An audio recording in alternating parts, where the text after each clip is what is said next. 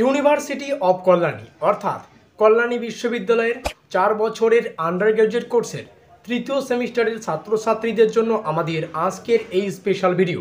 কারণ আজকের এই ভিডিওটিতে আমরা মেজর বাংলা সিলেবাস সম্পর্কে বিস্তারিত আলোচনা করব। সিলেবাসের অন্তর্গত কোন কোন বিষয়গুলি ঠিক কিভাবে পড়তে হবে বিস্তারিত জানতে ভিডিওটি সম্পূর্ণ দেখতে হবে। আর হ্যাঁ, আমরা একটা হোয়াটসঅ্যাপ গ্রুপের ব্যবস্থা করেছি, যেটা স্পেশালি তৃতীয় সেমিস্টারের ছাত্রছাত্রীদের জন্যই বানানো। তৃতীয় সেমিস্টারের শুরু থেকে পরীক্ষা পর্যন্ত যত আপডেট প্রত্যেকটা বিষয়ে সর্বপ্রথম আমরা আমাদের হোয়াটসঅ্যাপ গ্রুপেই প্রকাশ করে থাকি। কাজে খুব ভালো হবে যদি আমাদের হোয়াটসঅ্যাপ গ্রুপে যুক্ত হয়ে নাও, লিঙ্ক ডেসক্রিপশন বক্সে রয়েছে। তো চলো শুরু করছি আমাদের আজকের এই স্পেশাল ভিডিওটি। এই হচ্ছে আমাদের সম্পূর্ণ সিলেবাস এবং এখানে আমরা দেখতে পাচ্ছি 2024, সেই সঙ্গে লেখা আছে বিএ থার্ড সেমিস্টার, এখানে লেখা আছে বাংলা বিভাগ। আমাদের মেজর কোর্সের বাংলা সম্পূর্ণ সিলেবাস আজকের এই ভিডিওটিতে আমরা ডিসকাশন করব। মেজর লেখা রয়েছে এখানে, কোর্স কোডটা আমরা দেখতে পাচ্ছি। আমাদের সিলেবাসের টাইটেলটা যদি আমরা একটু দেখি, আমাদের সিলেবাসের টাইটেল হচ্ছে ছন্দ অলঙ্কার কাব্য জিজ্ঞাসা অতুল চন্দ্র গুপ্ত। এটা আমাদের সম্পূর্ণ সিলেবাসের টাইটেল। এবার দেখব আমাদের এই সিলেবাসের টাইটেলটাকে কতটা খণ্ডে বিভক্ত করা হয়েছে।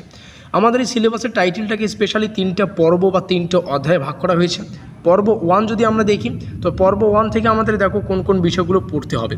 পর্ব 1 থেকে ছন্দ সম্পর্কিত পরিভাষার সাধারণ পরিচয়, যেমন অক্ষর, দল, পর্ব, পর্বাঙ্গ, জ্যোতি, শ্বেত, লয়, মাত্রা, শাসাঘাত, পংক্তি, চরণ, পদ, এগুলো পড়তে হচ্ছে। খ নম্বরে পড়তে হচ্ছে উদাহরণসহ সংজ্ঞা বৈশিষ্ট্য নিম্নরূপ, যেমন স্বরবৃত্ত, মাত্রাবৃত্ত, অক্ষরবৃত্ত, সনেট, অমিত্রাক্ষর, মিত্রাক্ষর, তারপরে গদ্য কবিতার ছন্দ, এটা ছন্দের পার্ট স্পেশালি, ঠিক আছে। তারপরে ছন্দলিপি নির্ণয় ও বিশ্লেষণ। দেখো এই যে ছন্দলিপি নির্ণয় ও বিশ্লেষণ, এটা তো আমাদের প্র্যাকটিস করতে হবে, ছন্দলিপি নির্ণয় করাটা শিখতে হবে, ঠিক আছে। তো তোমাদের সুবিধার্থে জানিয়ে রাখি, আমরা এই সিলেবাসের উপর ভিত্তি করে 100% কমনযোগ্য প্রশ্ন এবং উত্তরগুলিকে আমরা আমাদের পেইড নোটসের আওতায় করেছি। তোমরা চাইলে আমাদের পেইড নোটস নিয়ে পড়াশোনা করতে পারো। তো স্ক্রিনে দেওয়া নম্বর থেকে আমাদের সাথে যোগাযোগ করে আমাদের পেইড নোটসগুলো সংগ্রহ করতে পারো। সেই সঙ্গে বলে রাখা ভালো, সেমিস্টারের শুরুতেই যদি নোটপত্রগুলো নিয়ে নাও তাহলে কিন্তু তোমাদেরই সুবিধা, তাহলে কিন্তু প্রস্তুতির তোমরা অনেকটা সময় কিন্তু পেয়ে যাবে। আশা করি বোঝা গেল। এবার যদি আসি দ্বিতীয় পর্বে বা দ্বিতীয় অধ্যায় যাই বলো না কেন, এখান থেকে আমাদের পড়তে হবে বাংলা অলঙ্কার। অলঙ্কারের পার্টটা এখানে রয়েছে, যেমন বাংলা অলঙ্কারের সংজ্ঞা, বৈশিষ্ট্য, উদাহরণ, এটা আমাদের প্রথমত পড়তে হচ্ছে। বাংলা অলঙ্কার কাকে বলে, তার বৈশিষ্ট্য, তার উদাহরণগুলি, প্রত্যেকটা বাংলা অলঙ্কার তো একটা ছোট্ট পার্ট নয়, প্রত্যেকটা বিষয়ের কিন্তু আমাদের উদাহরণগুলো পড়তে হবে। শব্দ অলঙ্কারের পার্ট রয়েছে, শব্দ অলঙ্কারের মধ্যে রয়েছে অনুপ্রাস, শ্লেষ, বক্রতি, যমক।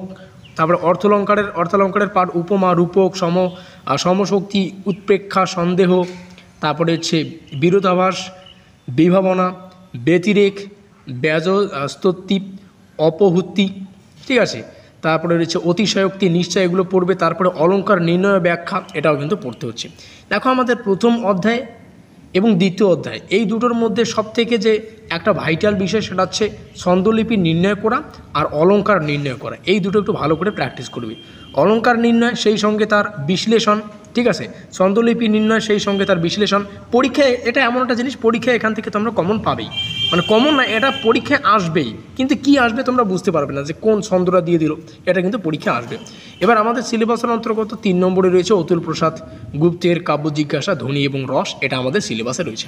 তো যাই হোক, যেমনটা শুরুতেই বললাম, তোমরা চাইলে আমাদের কাছে পেইড নোটস নিয়ে পড়াশোনা করতে পারো। তো পেইড নোটসের জন্য স্ক্রিনে দেওয়া নম্বর থেকে আমাদের সাথে যোগাযোগ করে আমাদের নোটপত্রগুলো সংগ্রহ করতে পারো।